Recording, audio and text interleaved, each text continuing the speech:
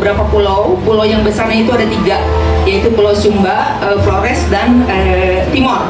Jadi Timor ini berbatasan dengan Timor Leste, daerah Atambua.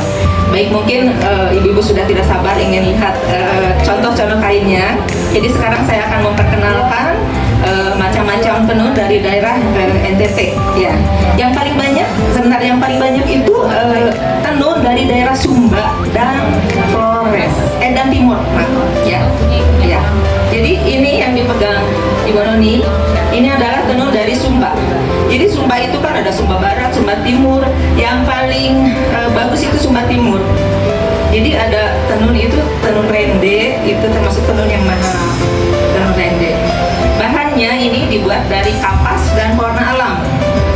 Nah, pewarna alam merah ini dari akar mengkudu. Jadi kalau tenun asli itu kadang-kadang kalau masih baru wangi. Ya, kalau yang biru dibuat dari daun nira biru. Coklat itu dari tanah atau dari kulit pohon. Dari kulit pohon. Kadang-kadang ada katanya yang hitam itu dibuat dari kotoran sapi. Iya, iya, ada dari kotoran. Iya.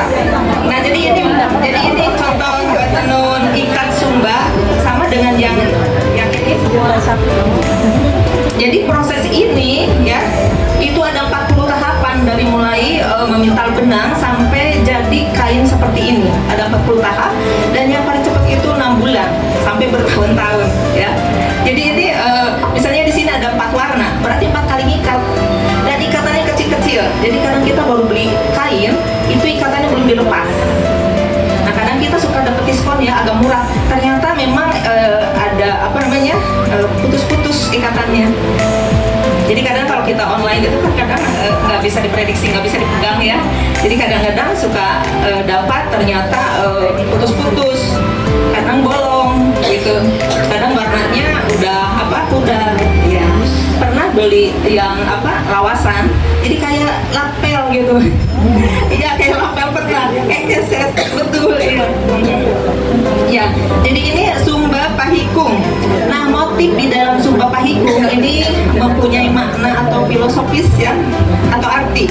Jadi mama-mama penenun itu dulu kalau misalnya menenun untuk suaminya, ya kalau suaminya yang punya strata tinggi itu biasanya gambarnya itu ada gambar rumah, ada gambar kuda,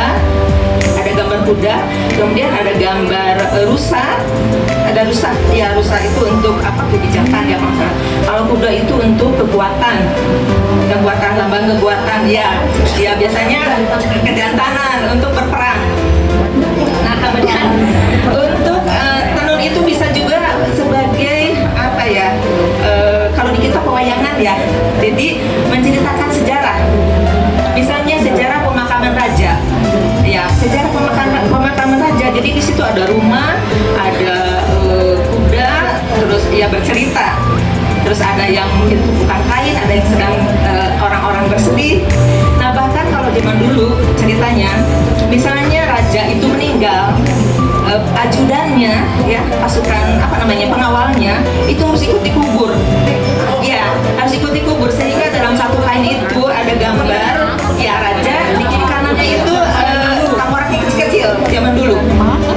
Jadi pengawalnya 4, itu 4-nya dikubur sehingga di sini digambarkan ada kepala satu gede besar, di kiri kanannya ada yang kecil. Ya. Kalau sekarang mungkin sudah tidak ada ya. Itu makanya kalau tenun yang zaman dulu yang punya heritage itu mahal sekali.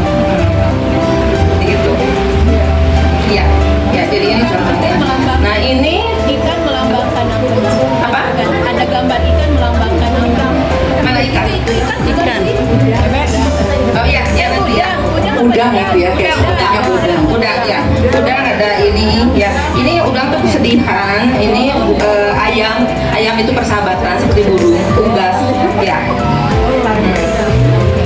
Ini yang tadi disampaikan ya Bu Betty ya. Iya. Bahwa kalau kuda tuh tidak mudah seininya ya. Ini sekali salah satu contoh. Ya. Maksud saya tidak jelas gitu kalau. Oh iya. Ya. Karena tenun tadi kan prosesnya itu kan bukan sulam ya. Jadi warnanya pudar, jadi tidak jelas. Nah ini di Sumba itu ada bukit yang terkenal, jadi seperti gelombang. Itu namanya Bukit Marindi. Ya. Ya ini. Ya, jadi yang paling banyak tempat wisatanya. Jadi salah satunya adalah Marininya.